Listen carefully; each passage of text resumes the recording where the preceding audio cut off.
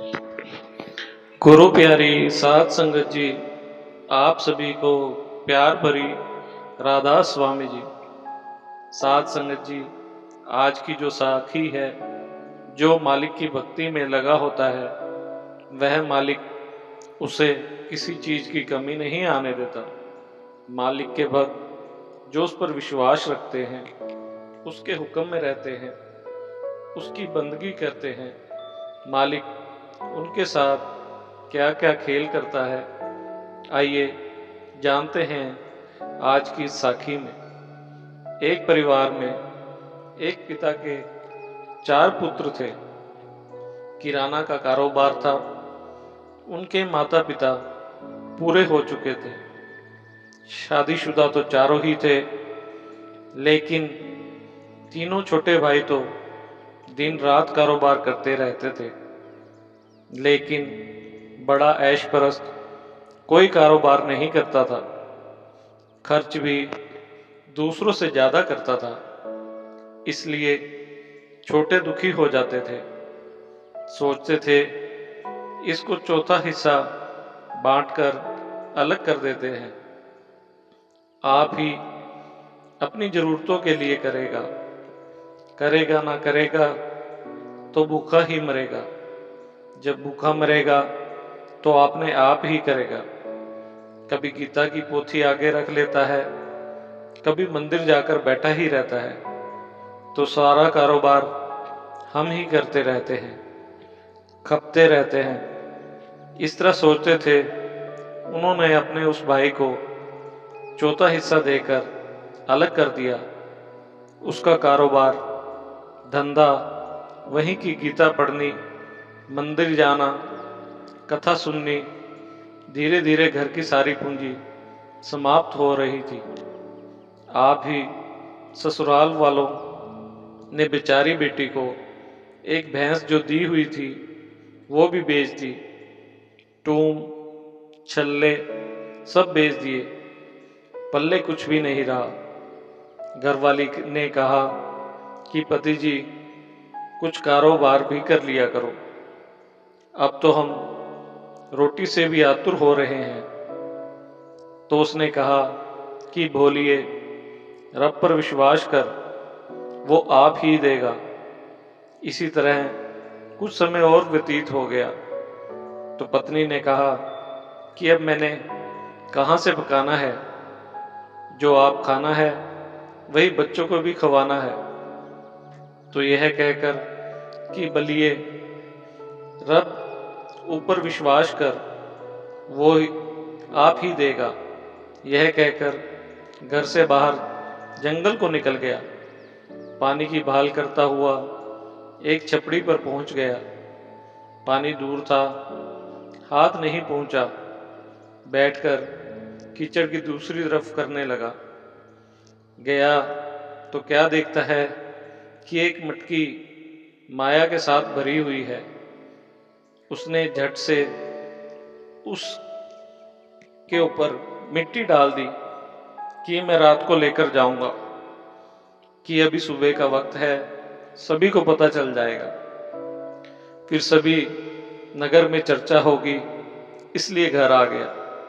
पत्नी को आकर बताया कि आज मैं पानी के किनारे माया के साथ भरी हुई मटकी देखकर आया हूं, लेकर नहीं आया, उसके ऊपर मिट्टी डालकर ढक आया हूं। तो पत्नी ने कहा कि तुम लेकर क्यों नहीं आए? तो उसने उत्तर दिया कि वो प्रभु हमें आप ही देगा, हमने लिया कर क्या करनी है। उस वक्त उसकी पड़ोसी सुन रही थी। उसने अपने पति को बताया कि मैंने यह बात पड़ोसी को करते सुना है, हम आंख चुरा कर ले आते हैं। तो दोनों ही जीव चले गए। जब जाकर ढक्कन उठाकर देखा तो बीच में काला नाग फनियार बैठा था। जब उसने फुकार मारा तो उन्होंने डर के कारण मटकी के ऊपर ढक्कन दे दिया। तो कहा कि यह हमारे पड़ोसी ने हमें मारने का जतन ही किया होगा, हमें ही सुनाया होगा कि यह ढक्कन उठाएंगे सांप लड़कर मर मुक जाएंगे, लेकिन हम भी खड़े होकर उनको छप्पर से फेंक देंगे। हम तो बच गए हैं, वो नहीं बच पाएंगे। उन्होंने मटकी उठाई, घर लिया, कर रख दी कि रात को जब सभी सो जाएंगे तो इसे अंदर फेंक देंगे। यह काला नाग, यह उनको लड़ जाएगा तो वो सारे मर जाएंगे। इनकी इस चालाकी खेलने का फल इन्हीं को ही मिल जाएगा। तो उन्होंने इस तरह किया। वो तो माया ही थी जो नाग के रूप में उन्हें दिखाई दे चुकी थी, क्योंकि उनके कर्मों के अंदर नहीं थी। जब वह पति पत्नी सुबह उठे, उन्होंने माया का ढेर देखा, खुशियों का सूरज चढ़ गया, गमियां, चिंता, हनेरे दूर हो गए, छपरों की जगह पर सुंदर मकान बन गए। सो साध संगत जी, यह प्रभु के ऊपर भरोसा रखने का शुभ फल, उस पर भरोसा रखने की बात। प्रभु सहाय होगा सो सत्संगी जनों, प्रभु की वडियाई अथाह है, कहीं नहीं जा सकती। जो प्रभु भक्ति में लगा रहता है उसको किसी प्रकार का घाटा नहीं रहता। इस जीवन में प्रभु का सिमरन ही सार वस्तु है। सिमरन करो तो सच्चा आनंद मानो तो सतगुरु से प्राप्त होता है। जो वक्त जिंदगी का प्रभु के सिमरन से खाली निकल गया है, वह किसी लेखे में नहीं आता, व्यर्थ है। पता नहीं है कि कब बुलावा आ जाना है। मुसाफिर जब किसी लंबी मंजिल की तैयारी करता है तो कई तरह के सामान, राह के खर्च तैयार करता है। अंत परलोक के सफर के पांधी बनना है तो उस पथ को सफर के लिए भी कुछ सोचना भी जरूरी है। बहुत कठिनाइयां हैं, शक्तियां हैं, तपस्या है, कुछ प्रबंध करना पड़ेगा, गुरुओं की बख्शिश चाहिए, नाम सिमरन चाहिए। नाम साथी होवेगा तो हर जगह पर रक्षा होगी।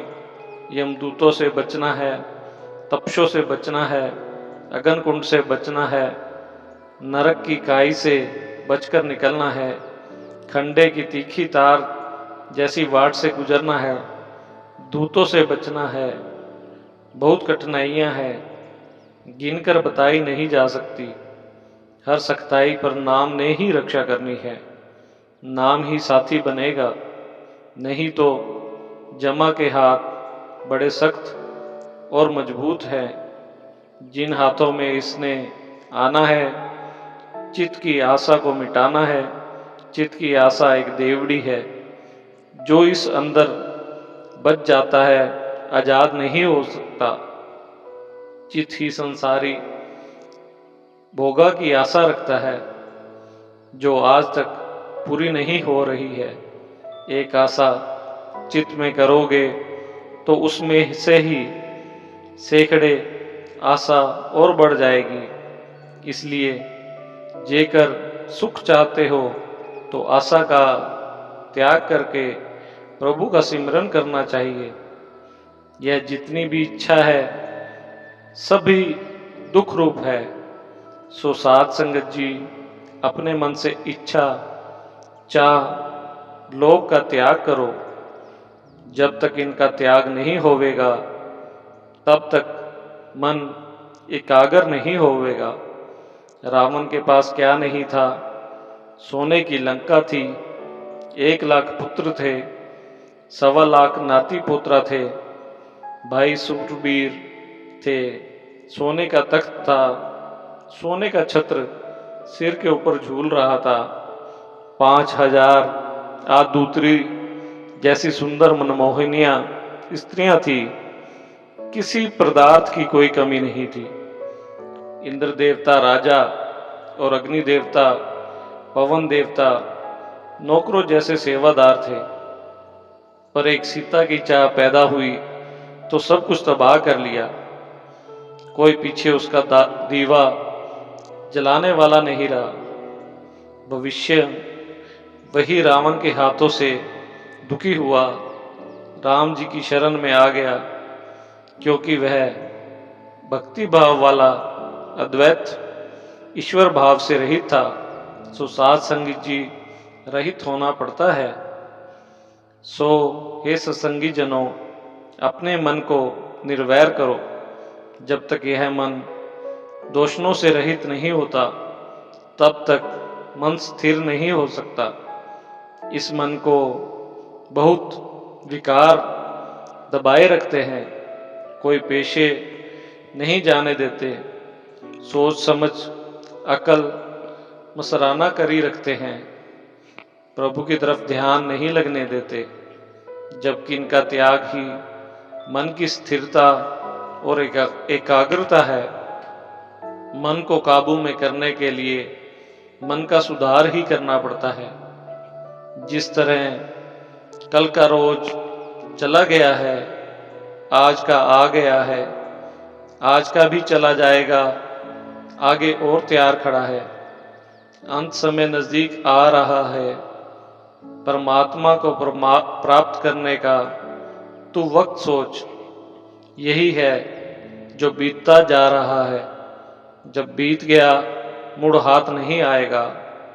तो साध संगत जी, हमें समय व्यर्थ नहीं करना चाहिए।